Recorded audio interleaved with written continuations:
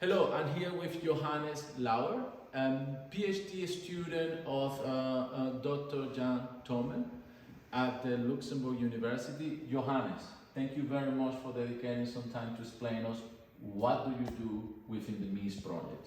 Can you please tell us a little bit more, what is your work, what is your research, and tell us also what is the outlook of the research that you are doing once the MEESST project is completed in June 2024.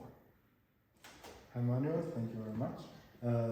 Yes, so I am working within the MEESST project on analyzing the possibility to mitigate radio communication blackout during atmospheric entries by applying a magnetic field to manipulate the plasma surrounding the re-entry capsule to enable an area or larger domain around window.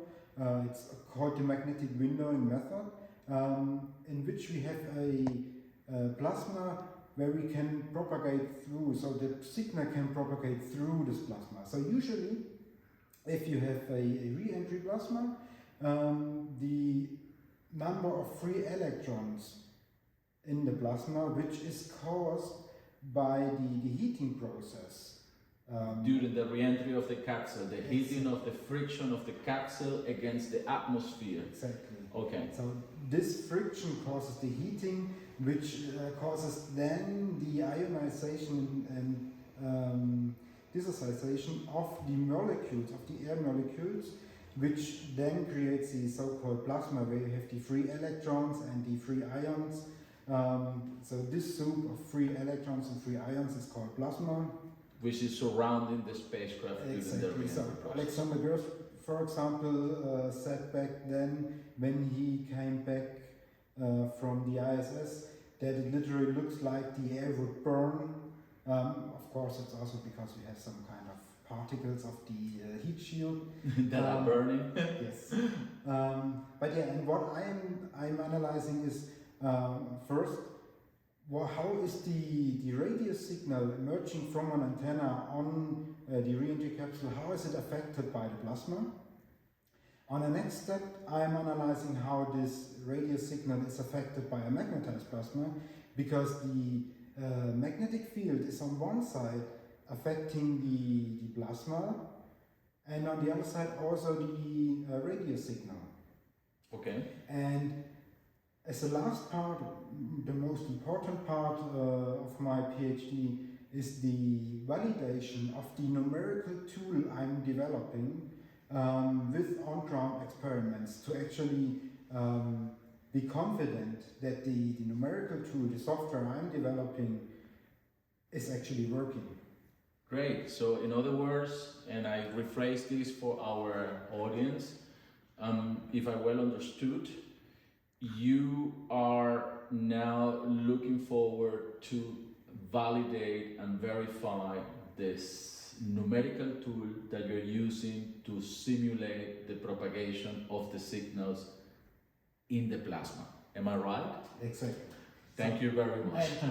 I am not only simulating the signal propagation path, I'm also analyzing how the signal characteristics are altered during this propagation through the plasma or through the magnetized plasma. That sounds really exciting. So, in other words, you need to conduct then ground experiments in a probe. So the ground experiments, they are performed at our research partner, the von Karman Institute. They have this plasma chamber called plasmatron, where they are then reconstructing re-entry conditions in this vacuum chamber, and we have a large MEESST probe which is capable of producing, so inside the probe there is a magnet, and this magnet is capable of producing a strong magnetic field to analyze and to compare how is the signal propagation without a magnetic field and with an applied magnetic field. Okay. So for the validation we rely on our project partner. Thank you very much. So we look forward to see how the validation experiments are going to be looking like at the end of the project. Johannes, can you tell us a little bit more about this graphic that we're seeing here, and can you explain for the general audience how this works? How's the magic working on this software? Thank you. Sure, of course. So on this graph here, we have a flow domain. So we have a plasma flow that is coming from the left and is then flowing around the probe here towards the right side. So you can see here in this black area, the temperatures are very hot, so very high, very hot here, and it's cooler in the white area.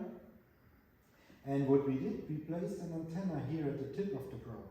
This antenna is radiating in this direction, and as you can see, the ray tracing solutions here, the ray path, they are not straight lines. If it would just be air, the rays would be straight lines. But due to the presence of this plasma here, the ray path is bent, so the plasma has some kind of lensing effect, so the ray propagation path is bent outwards. And what we can do now is, we can for example place an antenna here, or place an antenna here, and then we can analyze, having an antenna network, because we have a transmitting and a receiving antenna, we can then analyze in this antenna network how the signal quality is at the receiving antenna. We can analyze how the signal characteristics are altered to get a better understanding of what is happening in the plasma and find solutions to improve the signal propagation. Thank you.